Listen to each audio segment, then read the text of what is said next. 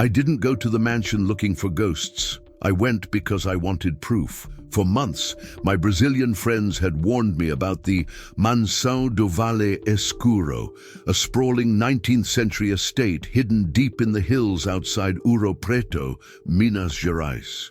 According to them, no one who stayed the night there had ever left the same. Some came back silent, pale, avoiding questions. Others packed up and left town entirely within days. One man, a tourist from Argentina, was found wandering the nearby woods at dawn, mumbling incoherently about faces in the mirrors. I thought it was just one of those small-town legends designed to scare outsiders.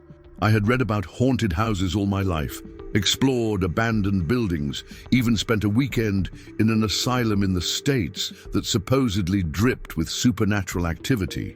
But this was different. The way the locals looked at me when I said I wanted to go, it wasn't the playful smirk you get when someone thinks you're being reckless. It was pity, like they already knew how this would end. I rented a small car and drove out there alone, a Friday evening in late autumn, with the sun already sinking behind the rolling green mountains. The dirt road twisted and narrowed until my GPS stopped tracking, and all I could hear was the crunch of my tires over gravel and the occasional rustle from the dense forest that flanked the path. The air grew colder the higher I went, and soon I saw it.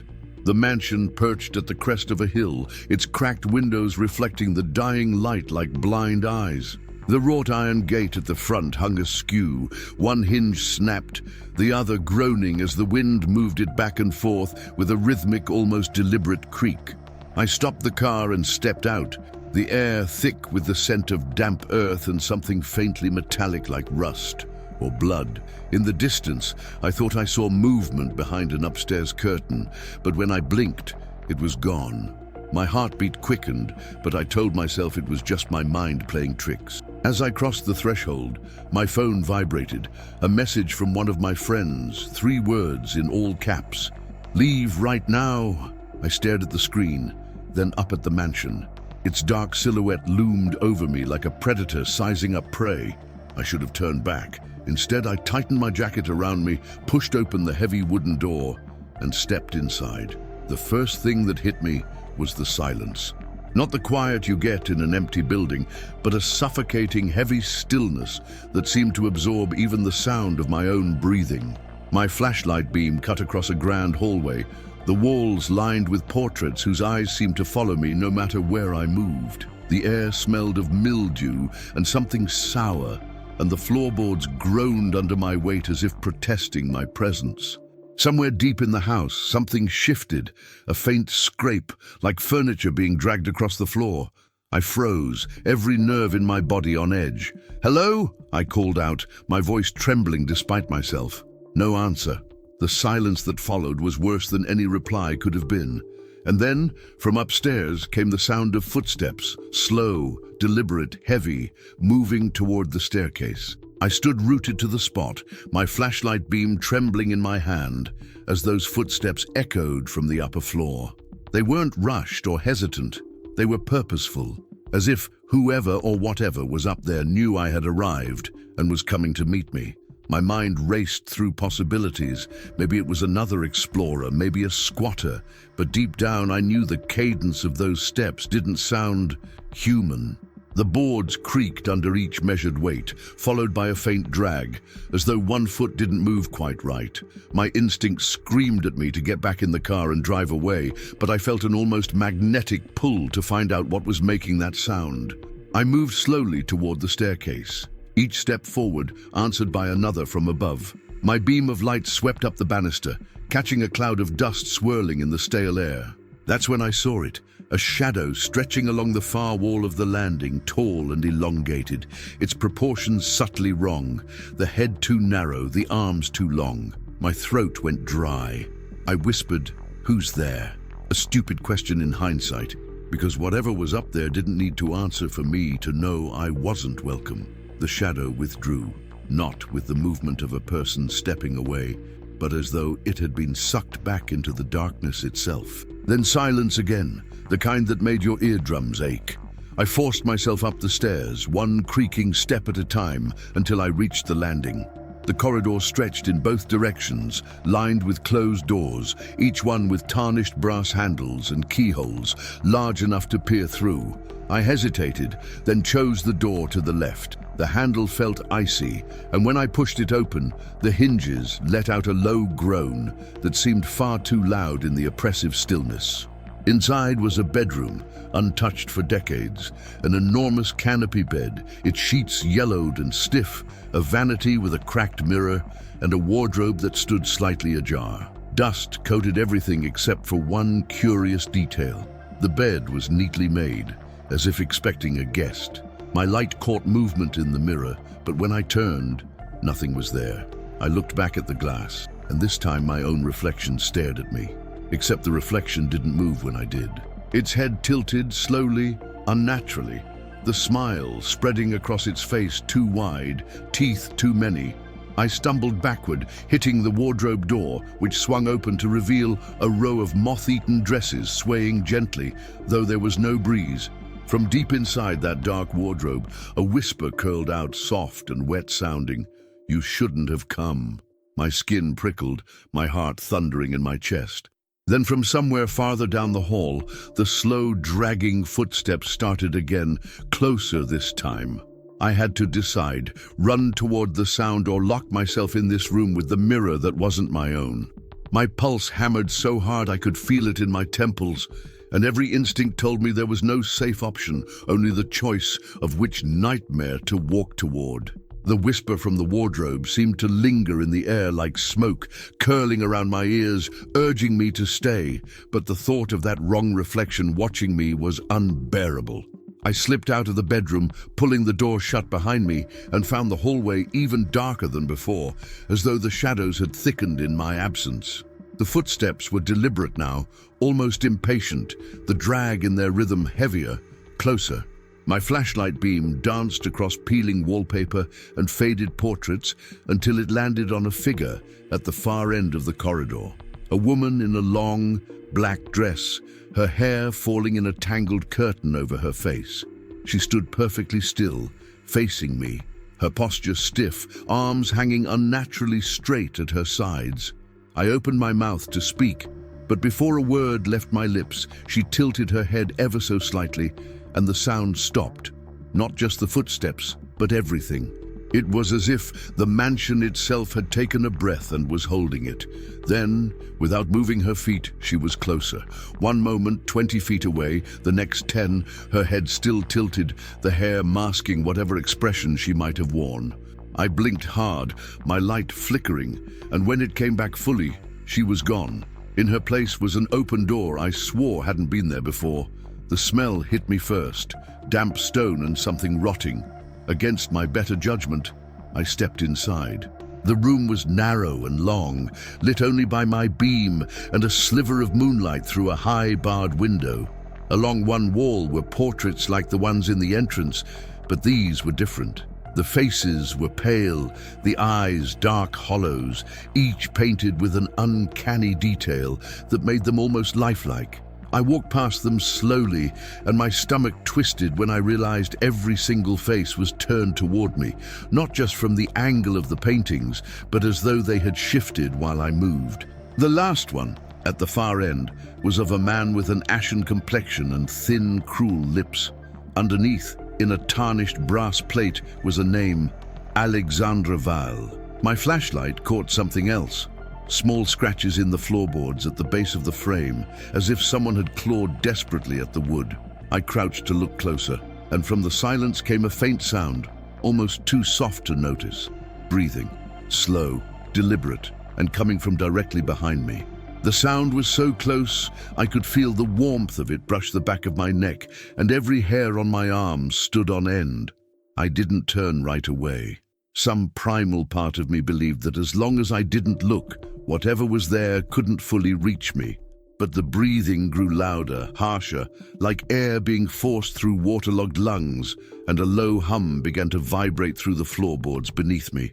I spun around, my flashlight beam slicing through the dark, and for a fraction of a second I wished I hadn't. Just inches from my face was a man, or what was left of one. His skin was grey and tight over bone, his eyes two black voids that seemed to drink in the light. His jaw hung slightly open, revealing teeth that looked too sharp, too numerous, like splinters of broken porcelain. The stench that rolled off him was foul, a mixture of earth, mold, and something coppery. I staggered backward, my shoulder slamming into the portrait of Alexandra Vale, which rattled against the wall as though something inside it had shifted. The figure didn't move toward me. Instead, it simply breathed, each exhale sounding wetter, more ragged, until I realized it wasn't air escaping. It was words. I leaned in without meaning to, my mind caught between terror and curiosity, and heard it clearly. Stay. The night. I bolted from the room, my footsteps thundering in the hall. But no matter how far I ran, the corridor stretched endlessly, the same doors, the same peeling wallpaper looping in an impossible repeat. My panic spiked as I recognized the same faded painting of a woman in a crimson dress pass me 3 times. I stopped, gasping for air, my flashlight beam flickering, and when it steadied again, the hallway was gone. I was standing in what looked like a massive dining room, a long table running the length of it, set for a feast that had rotted to dust. The chairs were all pushed neatly in place except for one at the far end, which sat pulled out, angled toward me. The high-backed seat was draped in shadow, but the faint scrape of wood against stone made my stomach turn. Something unseen was dragging that chair slowly, inviting me to sit. The air grew heavier, pressing down on my chest, and somewhere in the walls I swore I could hear that same breathing, steady, patient, waiting for me to choose whether to play along or defy the mansion entirely. I took a cautious step back, but the moment my foot touched the floor, the air in the dining room seemed to shift, thicker, colder, as if the walls themselves were drawing in a breath. The chair at the far end scraped back another inch, the sound sharp in the oppressive silence, and then it stopped. That's when the lights came on. Not all at once, but in a wave, flickering chandeliers overhead sputtering to life in sequence, casting a sickly golden glow over the table. The rotting feast I had seen moments ago was gone. In its place sat gleaming silver platters piled with meats, breads, and fruits so fresh I could smell them. Wine glasses brimmed with dark liquid, so red it looked almost black. My heart pounded as I realized the chairs were no longer empty. Figures sat in them now, motionless, dressed in formal 19th century attire. Men in black suits, women in elaborate gowns, all pale as candle wax. None of them blinked, none of them breathed. The only empty seat was the one still angled toward me. Then one by one, every head at the table turned in unison to face me, the movement slow, mechanical, the sound of their vertebrae popping, echoing in the cavernous room. I couldn't move. My legs were heavy, as if the air had turned to syrup. The figure in the high-backed chair at the far end finally leaned forward into the light. It was the same man from the portrait, Alexandra Vale, only his face was gaunter, his eyes 2 dark pits, and his lips curved into a thin, almost polite smile. He raised a hand and gestured toward the empty chair. My muscles fought against my will as I took a step toward it, then another, my flashlight dangling uselessly at my side. The guest's eyes followed me, unblinking. When I reached the seat, the smell of the feast turned sour, rancid, as though the fresh food had rotted in an instant. I glanced at the wine glass beside my plate, thick red liquid that, under the chandelier's light, revealed swirls of something darker within. Alexandra's smile widened, showing teeth too sharp for a human mouth, and then his voice filled the room without him moving his lips. Eat and you stay, refuse and you run. The guests leaned forward slightly, their empty gazes fixed on me, waiting. My throat was dry, my body frozen between the instinct to flee and the dread of what might happen if I did. Somewhere behind me, the door I'd entered through slammed shut on its own, the sound so final it reverberated in my bones. The slam echoed through the dining room like a gunshot, and every figure at the table straightened in perfect unison, their heads tilting slightly, as if listening to something I couldn't hear. Alexandra Vale's eyes locked on mine. black and endless, and I felt an icy weight press into my chest. The air grew thick, clinging to my skin like cold oil. I reached for the wine glass, not because I intended to drink, but because some instinct told me I needed to move, break the stillness before it consumed me. The moment my fingers touched the stem, the guests' mouths opened in unison, not to speak, but to release a sound that was somewhere between a sigh and a low moan, vibrating the floor beneath my feet. I dropped the glass. It didn't shatter. It landed with a wet, muffled thud, splashing its contents across the pristine white tablecloth, which began to soak it in like blood into gauze. That's when every candle in the chandeliers went out, plunging the room into a suffocating blackness. My flashlight flickered wildly, then steadied just enough to catch the closest guest to my left, rising from their chair. The way it moved wasn't human. The joints bent wrong, the steps too smooth, gliding across the floor without a sound. My beam caught another figure standing, then another, until the scrape of chairs echoed from every side. They were surrounding me. I bolted toward the door, my shoes slipping on the polished wood, but when I reached it, the handle turned ice cold under my grip and refused to budge. Behind me, the sound of movement grew faster, less synchronized, like the careful politeness of the scene had shattered and something raw, hungry, had taken its place. My flashlight swept over the table one last time, and I saw that the platters of food were gone. In their place were piles of bones, human bones, picked clean and stacked in neat pyramids. The guests were closer now, their pale faces emerging from the dark, mouths wide open, teeth jagged, eyes glowing faintly like embers. My pulse roared in my ears as I slammed my shoulder against the door. On the third hit, it gave way, sending me stumbling into a different room entirely. Not the hallway I'd come from, but a narrow space lined with tall, warped mirrors. My own reflection stared back at me dozens of times, each one subtly wrong. One grinned when I didn't, another blinked too slow, another's chest didn't rise or fall with breath. And then, in the farthest reflection behind my own image, I saw Alexandra standing just inches from me, though the room itself was empty. I froze, my eyes locked on that farthest reflection where Alexandra stood, motionless, his shadow stretching unnaturally toward me inside the glass. He didn't move in the real room, because in the real room he wasn't there. But in the mirror, he began to smile, slow and deliberate, exposing teeth like shards of obsidian. I stumbled back, my shoulder brushing against the cold surface of another mirror, and the glass rippled beneath my touch as though it were water. My breath caught. I reached out again, fingertips trembling, and the surface gave way under my hand, swallowing my fingers into a cold so deep it felt like they were being pulled into ice. The reflection of myself in that mirror didn't mimic me anymore. It stayed perfectly still, watching with an expression of something between pity and hunger.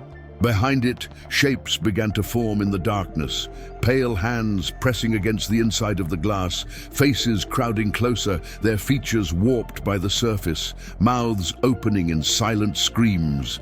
I yanked my hand back and stumbled into the center of the room, surrounded now by dozens of these distorted watchers.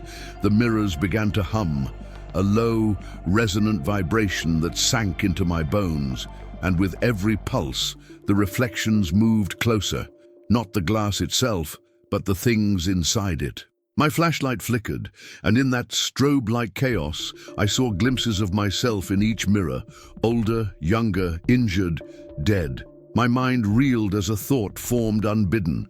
These weren't just reflections. They were possibilities, futures, fates, and the mansion was showing me the ones it favored. A sudden crack splintered through the air as the largest mirror at the far end split from top to bottom, the sound sharp and final.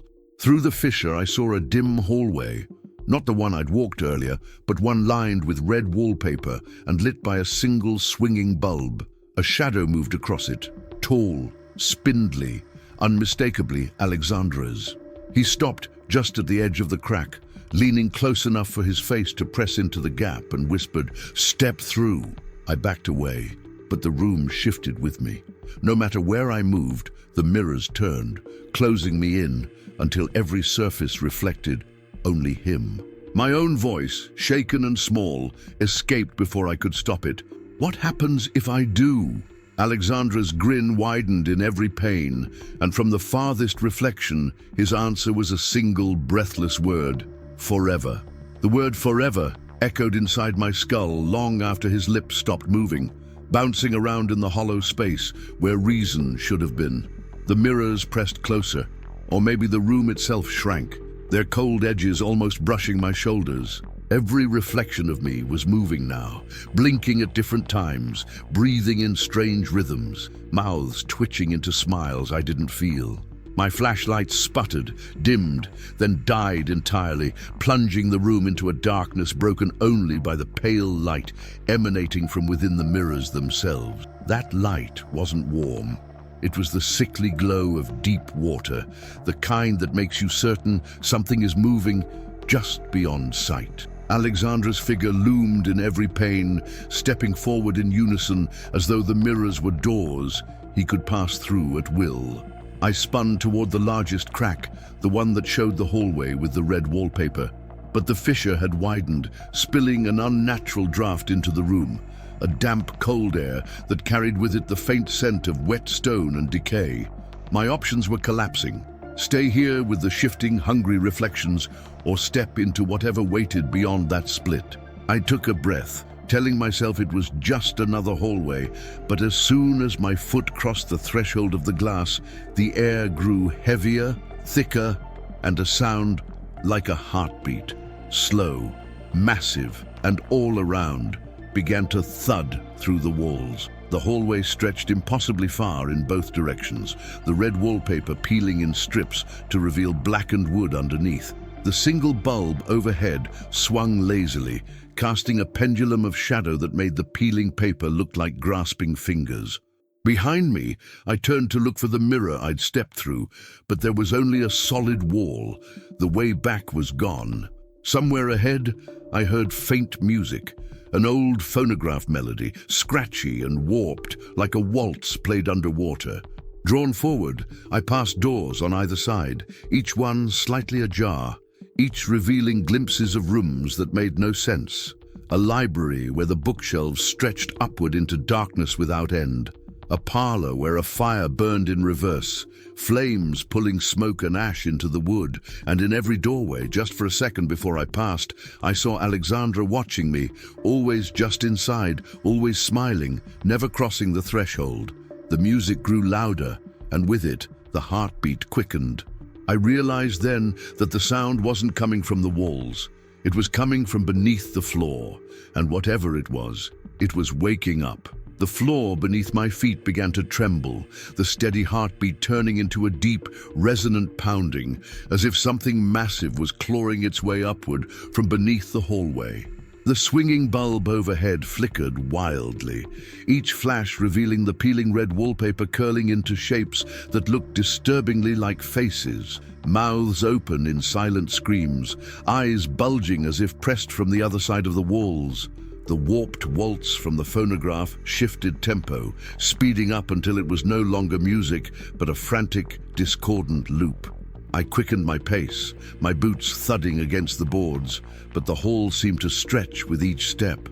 Doors slammed shut on their own as I passed, one after another, the bangs echoing like gunfire. The air thickened with the stench of damp soil, and then came the sound, splintering wood, directly beneath me. I froze. Through a narrow crack in the floorboards, something pale and skeletal pushed upward, its clawed fingers curling around the wood before retreating just enough to strike again. I bolted, the hallway now sloping downward as though leading into the bowels of the mansion. The walls leaned in, the ceiling dropping lower, the light from the bulb fading behind me until I was swallowed by darkness. I could still hear the pounding beneath my feet, now joined by another sound. A slow, deliberate set of footsteps matching my pace, but always a few steps behind. I didn't have to turn around to know it was Alexandra, his presence pressed against my back like a cold shadow, his breath disturbingly steady, while mine came in ragged gasps. A faint light appeared ahead, a doorway at the end of the hall, but as I ran toward it, the floorboards began to split, long cracks racing ahead of me, the skeletal hands bursting through in jagged rhythm.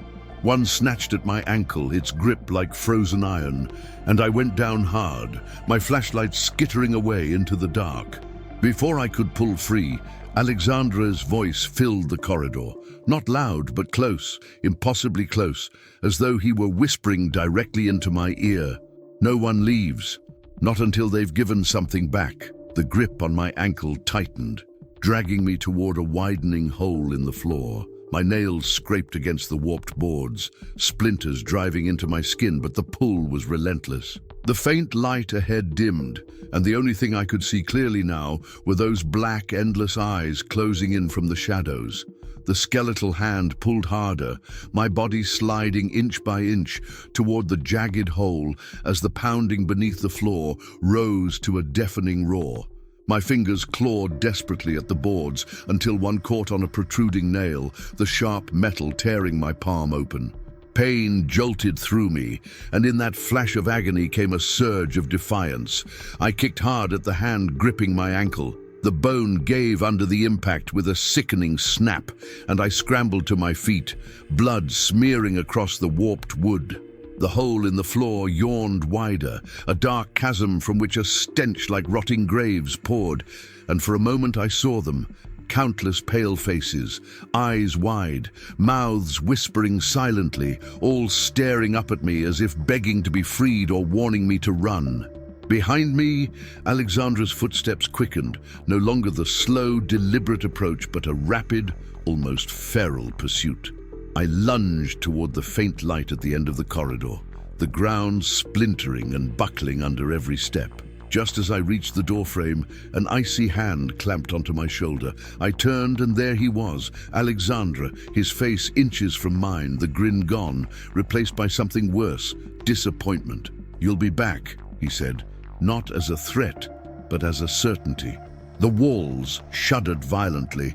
The floor collapsed beneath him, and I was flung through the doorway by a force that felt more like the mansion spitting me out than letting me go. I landed outside on cold, wet grass, gasping under a starless sky. The mansion loomed above, every window dark except one, the upstairs room where I had first seen movement before entering. A figure stood there, barely visible behind the curtain, and as the wind shifted, I could swear it was me, staring down at myself with an expression I didn't recognize. My legs moved on instinct, carrying me to my car, the keys trembling in my hands as I started the engine. I didn't look back until I was miles away, and even then, the image burned in my mind, that single lit window, the still figure inside, and the knowledge that part of me had never left. Even now, weeks later, I wake in the night to find my reflection in the bedroom mirror, smiling when I'm not, or standing just a little too close to the glass. I haven't told anyone the full truth of what happened in the Mansão do Vale Escuro, because I know how it sounds. But I will say this, if you ever find yourself in Ouro Preto and someone warns you about a crumbling mansion at the top of a hill, don't go looking for it. And if you do, whatever you hear, whatever you see, don't stay the night.